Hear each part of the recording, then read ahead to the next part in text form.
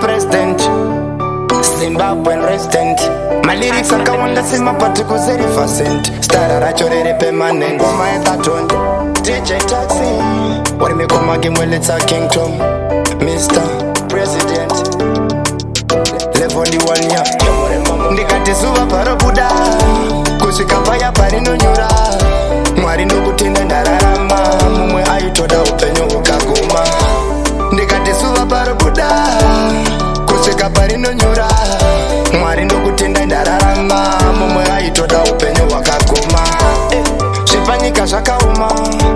ende futi hazvina pundutso kungogara tichichema misodzi zvese nemarwadzo nhasi uno ndozvitaura ende nhasi uno ndozvipupura vanoteerera voteerera zita raMwari shuwa richikudzwa ndikati zuva parobuda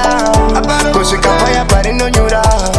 Mwari ndokutenda ndararama mumwe aitoda upenyu hukaguma ndikati zuva parobuda kusvika paya parinonyura Mwari ndokutenda ndararama mumwe aitoda upenyu hukaguma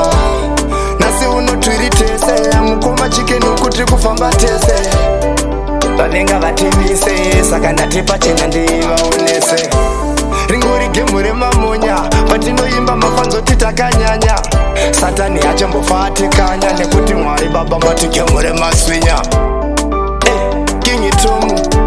nanhasi uno ndiri mufomu chingwa chine jimu ndovachipisa kuita kunge vhimu ndati zuva parobuda kusvika paya paronyura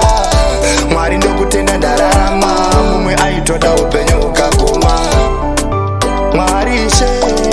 zvangu zvichaita mushe satani anoda kutonditsvaira ora dzakaipa ina chindigaira Mwari baba muchatipa madhora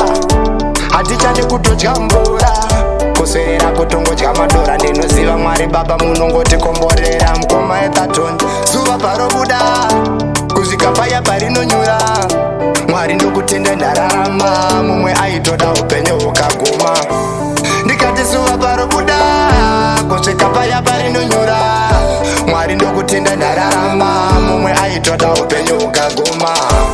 kune coronavirus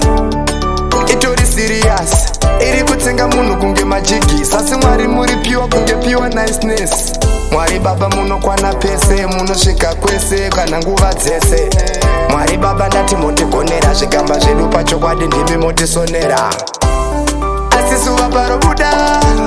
ndichingoita zvandoda satani achindichipisa kutange soda Mwari moti ndinodhura kana kudarika ngoda asi zuva parobuda kusvika paya